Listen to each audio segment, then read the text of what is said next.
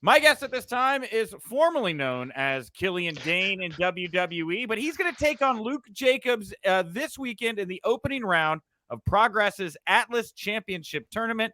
It is Big Damo. Damo, thank you very much for taking the time to chat with me here today. My absolute pleasure. Thanks for having me. We got there eventually. Hey, it's fine. I'm in no rush today, man. Lazy river style. Enjoy it as it comes, my friend. So this is pretty exciting, man. Big tournament this weekend on the eve of, or on the precipice, I should say, of another big tournament, Super Strong Style, in the not too distant future. But yeah, your history with Progress predates like your time in WWE and everything, correct? I don't know if you want to talk a little bit about just your history with the company for everybody out there. Absolutely. Like one of the only problems for me with Progress was they ran the same day as ICW, so I'd have to do double shots. I'd be in London in the morning doing Progress, then I would fly to Glasgow at night, and it was something else. But it was the best part of it. But no, for me, one of the first times I walked into Progress, I think it was 2015, and I looked around the locker room, and it was literally every person who I respected in British wrestling or European wrestling at the time, and it blew my mind because. Generally, because of budgets and everything else, you wouldn't always see that kind of like level of talent. You know, you would see maybe 3 or 4 of the guys. You know, you might get a really good one, maybe 5 of the guys, and that's seen as a super show. But there was like 15, 20 guys. It was every single person who I adored in wrestling at the time. You know, you were getting your Rampage Browns, your Aleister Black, just everybody you could think of was all there. And I just remember thinking, so this is why. The scene is growing. This is why the level has got higher, and Progress was at the forefront of that. You know, Progress, Rev Pro, ICW, they were all doing their very best to try and, you know, really raise the game and raise the standard of British wrestling. And I just remember seeing that locker room in 2015, and I think it was the most pumped I've been for a show. Because it was like, you know, Dave Mastiff, like literally everybody I could think of who I liked running into at shows. You know, I liked wrestling on shows. I liked watching. They were all there, and I just thought, wow, this is something special. And it's so crazy to go back, you know, 6, 7 years later. It's my chance to go there as, you know, with a new crop of lads, as well as a few familiar faces for me. And it's going to be so incredible getting in there. It's going to be a new crop of fans, and I get all that. I know that even the building just changed. I just found out today. So everything's going to be slightly new, but it's going to be awesome because like Progress was one of those places that I always wanted to really crack on with, but for some reason I just couldn't get it over the line. I couldn't get that final win that I needed. So this is like righting a wrong for me. I'm going to walk into that Atlas Weekender, and I'm fully intending to walk out with the Atlas Championship. And how is that for you? I mean, you had a chance to go to WWE and learn from them on top of everything you learned over on the indies as well. Now you're back on the scene. Do you feel that role change? Like, what's it like for you to be able to hand off that knowledge now as opposed to be constantly sucking it in? You know what I mean? Absolutely. Listen, like, you know, we all go through periods in our careers where we think it, like there's only one way to do something. You're almost, you can't hear advice. The best thing that ever happened to me was when I was finally able to look in the mirror and realize that there was a lot missing, that I was able to take in the advice that people were trying to give you. You know, you run into a Prince Devitt or a Finn Balor, and you run into like a Robbie Brookside, and you realize, you know, these are the people I need to listen to. Robbie Brookside, you know, now he's with NXT over in Orlando here, which is great for me. But, you know, finally meeting him, working him, and then I started training with him in the early 2010s. I realized that this is what I needed to get on. I'd been wrestling for 6-7 years, but you know, I was kind of in a rut, and it was finally realizing that, you know, I was missing things, and like getting to learn from people much better than me, much more experienced than I am, and the level of coaching was just obviously incredible. That's why Robbie's over there at NXT. And then also like the likes of Drew Galloway comes back on the scene, and he's able to then lift us all and give us that next kick up the ass that we needed, because that's the thing for me. Like I think of all these periods in my life where I really needed that just that next push, you know, that next like slap in the face or that kick in the arse, whatever it needs to be. And I got it multiple times throughout my career. And I hope that throughout this next, you know, 5 years, 10 years, that I can be able to give somebody that maybe that tiny bit of advice that they needed, you know, or maybe even give them that slap that they needed. Because listen, I get it. This is a very opinionated, you know, sport. Like you literally have to believe in yourself first and foremost, and that is the most important part, and then you'll get other people to believe in you. But for you to get to that next level, you have to if there's a Doug Williams at a show, you have to ask Doug Williams, Doug, what do you think I need to do? Or if there's somebody like myself or anybody else who's been all across the world, then you have to get on at them, because there's only so long you can front. There's only so long you can pretend to be something you're not, because eventually you get found out, and if you're not willing to work on yourself, then I don't know what to say. So honestly, I'm hoping that with this next run, I know it's definitely happened with a bunch of places when I've been in Ireland or I've been in Scotland, or even when I was in Germany there last week. There's been people coming up to me, and I'm like, oh crap, I guess I am that guy now. So, Yeah, so I'm more than happy. I'm more than happy to help anybody who wants help. Yeah, well, and again, you got a young kid here in your opening round, 22-year-old Luke Jacobs. What are you expecting here when you step in the ring with this guy? Well, first and foremost, Luke Jacobs is much better at 22 than I was at 22. I can say that. And I've seen him wrestle at Rev Pro a couple of shows. I've been on shows with him, and he's super intense. He doesn't quite meet the weight limit. I'm just going to say for the Atlas tournament, but that's okay. I know that he's got the heart of somebody much bigger. And listen, he's going to be hungry. He's walking into this tournament. He knows he has to knock me down. And if he gets past me, then he probably makes himself the favorite of the overall tournament. But the truth is, listen, he's an incredibly talented boy. I know that, like, this might be a bit too early for him. I'm not going to lie to you. I've been at this for 18 years, and I'm 310 pounds. I've been all over the world, and listen, I want to win this. As I told you guys before, progress was something that I just couldn't get over the line before, and I'm walking in there. I want to get this over the line. I want to get the victory. I want to win, and so look, he's going to have to bring his A game. But I'm telling you this, I know that there's going to be a great future for Luke Jacobs. Well, I got an email earlier today where it was pointed out there's a potential collision in the second round here between you and your former Sanity stablemate, Axel Tischer. What's that like to know that could be something in the not too distant future for you? Listen, Axel Tischer, as a person, he's one of my best friends. As a worker, I respect him above all else. But if we are against each other in the middle of that ring, it won't be my friend. It won't be my Sanity brother. It'll be a guy who I'm going to knock the absolute teeth off, right? Because I think he's an incredible talent. I love watching him. I love everything that he does.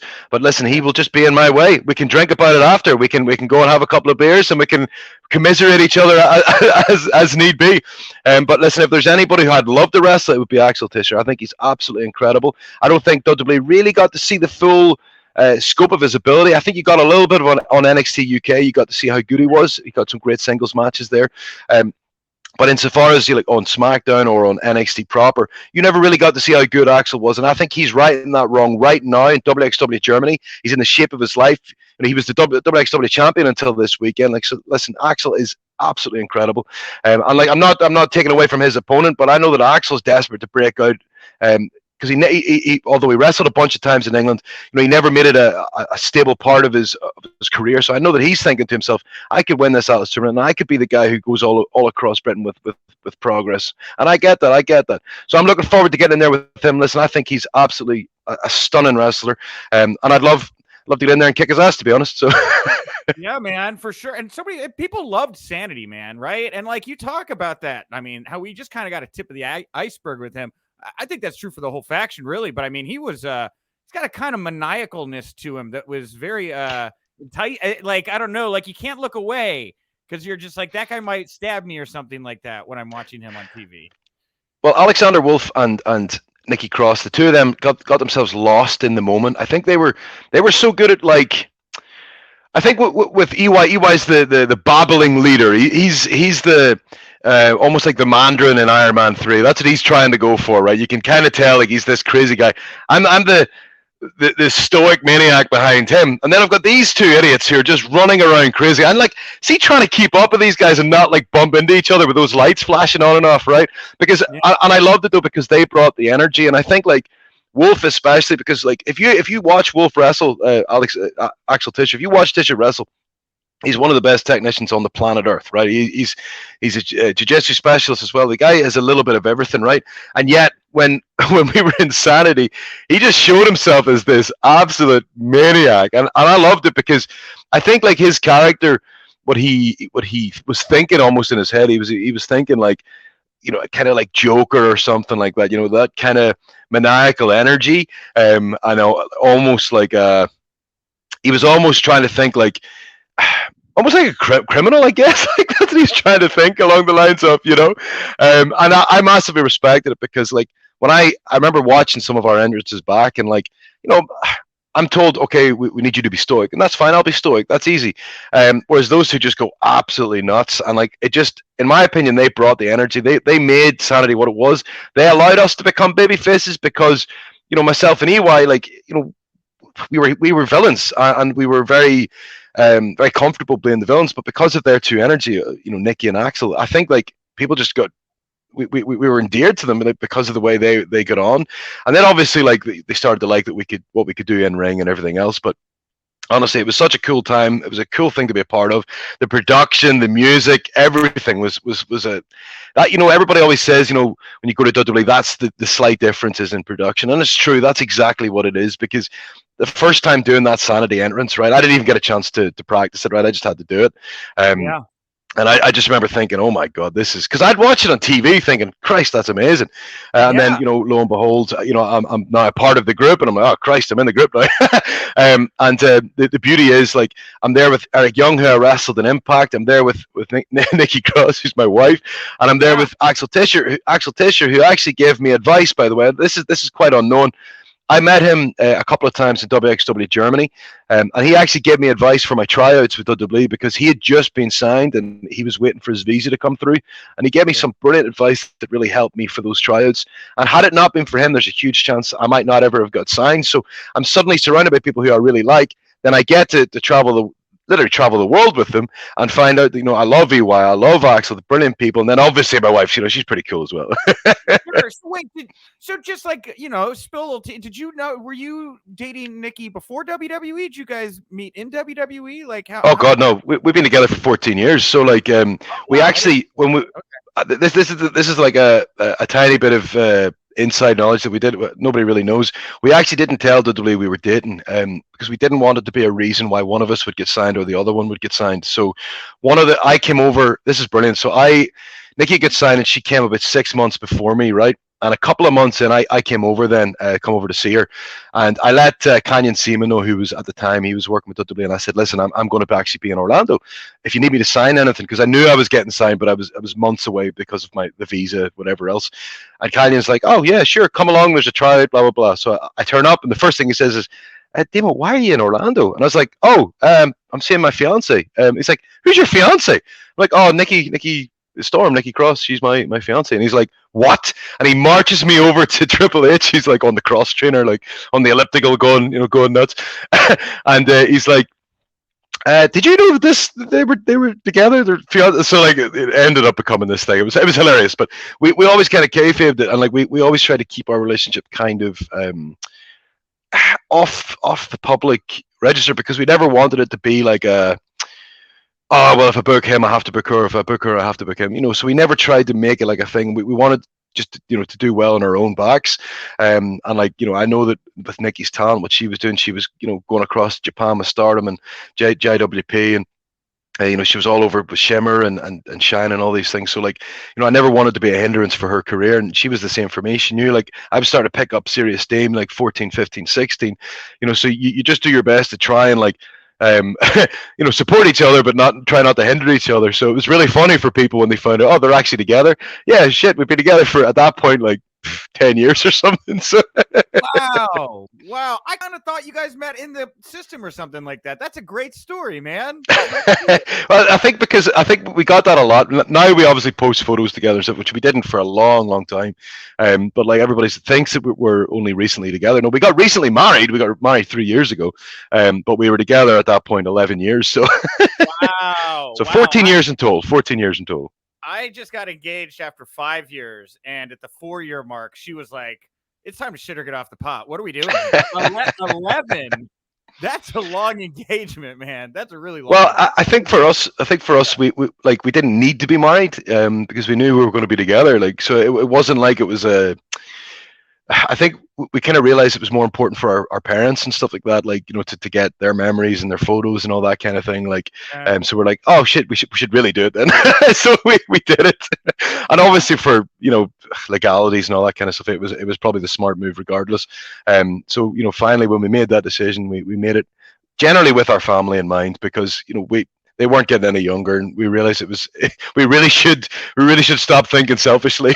Wow. And to think, last night she was breaking up a bachelorette party on Raw, right? Like romance constantly. That's what. Listen. When she said she puts on that mask, listen, anything can happen, and she's proved that multiple times. So, I think with Poochie Adams and what was the other boy's name, whatever it was, but she was very entertaining yesterday, shall we say? Well, you mentioned Triple H. How you guys got brought over. Obviously, he's a big buzzy thing right now. He just announced his retirement from the ring. What was it like for you working with him? What was your relationship like with Hunter? Great. Like, so, I mean, I think like I wasn't sure how it was going to be when I first got there, like because you don't know, you hear things and whatever else, right? But I found him brilliant. He's a very affable guy, like very approachable, very down to earth, and I think like because he was a worker, and I know at that point he was kind of winding down a little bit, but because he was a worker, he got it, and I think he understood that the way the business had changed slightly, and what people were getting behind. So there was that little period, like I think like 2016, 2017, 2018, it was such an incredible time to be a part of his company because he kind of just let it go to be whatever it was naturally going to be. And I think like we all took serious advantage of that. And we had so much fun because I remember when I first got there, right? When I first got there, it was still like the remnants of what you expected WWE to be. But over that first year, 2 years, it changed so much. And by the time, God, when I went back in 2019, like it was I couldn't believe it. You almost wouldn't believe it was WWE, but based on the way everything had been set up and the way everything was. But he was an absolute pleasure to work with. I was very gutted to hear about his health, and like I made sure to get in touch with him recently when he did retire, because as a fan, like I hated him when in 2000 when he was the champ. I absolutely hated him, and then I loved him when he came back from his injury. Like there's just so many times like I loved him in DX and I hated him when he was a solo. Like this kept happening when he was Evolution. I hated him again. So it was so funny. Like I had such an up and down fanship with him, and I told him that I sent him a nice text there, like when I found out that first of all he was healthy, and secondly that he'd be retiring, because as a fan he was so much fun to watch. He was involved in so many important matches, angles, stories, everything else. Like, so the corporate ministry is my favorite story of all time. And yet it's this minor thing that not many people really care about, but that formation still gives me goosebumps thinking about it, because it was just like I was like, what are they going to do? And that's the beauty of being a kid. Yeah, and Damo, actually that's one of my favorite angles, and I'm going to insert this here now. Fun fact about you and I. Are you ready for this? Oh no. We are born 18 days apart. Oh my God! I am 18 days older than you. I was born. Oh wow! Okay, that's important. That's important. So at least I'm the younger guy in the conversation. That's good. That's good. Well, I'm just saying that like our timeline of growing up on wrestling is like identical. So absolutely. My memories of corporate ministry identical to yours, dude. Shivers up my arm right now. It was the best thing, honestly. Like I think, like when I look back at that time, so I first got into WCW. It was my first real foray into wrestling, and then like cable, like it was Sky Television at the time, right? It got super expensive, so nobody had it. And then cable came in '97 or whatever, right? So I'm getting completely re-immersed back into wrestling. You got WCW and WWF on the same day on a Friday, right? We would get Monday Night Raw and Nitro on a Friday, and then ECW would be on at 2 a.m, right? Oh, yeah. So suddenly I'm going from no wrestling to all the wrestling, and I just remember like every story and every like. And I think because everything was so fast moving back then, like it really felt like it was must see television, and I really felt like that whole period was just. And I think it's influenced me for the rest of my career, because like I just remember the feeling of certain moments in wrestling. Like I was talking to Bateman at backstage at New Japan the other day, and we were literally talking about. Like the moments that gave us these goosebumps, and for me, like the formation of the corporate ministry was just that ultimate like shit. Shit hits the fan. That's exactly what it was. It was like what's going to happen next, and you're like frantic. You're like how do I wait a week for this? Whereas nowadays everything's like I could just watch whatever way I want. I'm not going to wait till next week. Whereas back then it was like I think like I was anxious all week. Totally. There's like 12 of them. And Boss Man, he's got that baton over there. That nice. Yeah, no, I'm about it. And in the flak jacket, like what's he keeping in all those pockets? You know what I'm saying? Anyway. So for you, obviously, like you loved your time, it sounds like in NXT, and then like the developmental and the product is, obviously taking a change here since 2019. How has it been for you, kind of watching that evolution, that change in direction for them creatively and from like a recruitment standpoint as well? So listen, like this is probably a controversial thing amongst my own colleagues and whatever else, but I felt something did have to change, right? I noticed it when, especially towards the end of my time there, with NXT had found too much of a formula, and when everybody was kind of wrestling the exact same way, it got noticeable and like it was hard to watch, because there was all this super talented wrestlers, and then you'd have the next group coming through trying to do the same stuff, and then the athletes and stuff who they've signed, they just aren't able to do that kind of style, and I think that was maybe an issue. It didn't surprise me that something changed. Like, am I gutted for a lot of my friends, who got caught? Of course I am. Listen, like, a lot of people had food taken off the table by WWE with their terrible decisions. But at the same time, did something have to change? Absolutely. Are they going to end up signing 100 college athletes? Yes, they will, and maybe only one will work out, but then that's, to them, is going to be their win. You know what I mean? Yeah. So I understand that that's the avenue they're going to go for. It'll probably work for them, but it probably won't. But then they'll cycle back and they'll do something where they'll bring the best of the indies in again, and it's what they've done. It's what they've done for 50 years. They'll find the best of the territories, then they'll try to make their own. Then it doesn't work, or it does work. Then they'll bring in the best from the territories. Then they'll try to make their own again. It's what happens in business. I get it. And there's a bunch of the guys who I'm very excited for, like the Creed brothers, two guys with fantastic attitudes who they actually came in and worked with me outside of WWE. So like, fair play to them. They've actually got the wherewithal to try and be more. So I've got mad respect for that. We've got Bianca Corelli just gets signed there. She's somebody who I was training with beforehand as well, before she gets signed. So there's ones there who definitely have great attitudes and stuff like that.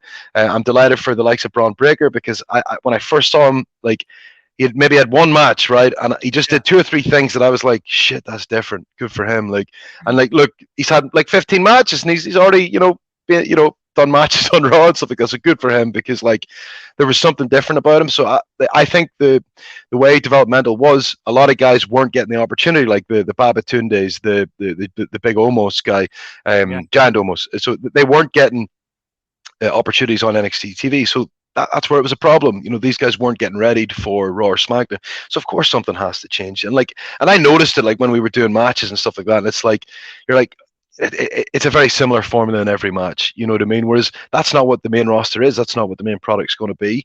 You know what I mean? The main roster's a circus. There's all kinds of different styles and environments, shapes, sizes. So if you're not preparing for the main roster, then obviously there's something that needs to change. So from that part, I get it. I'm a wrestling fan. I've been a wrestling fan forever.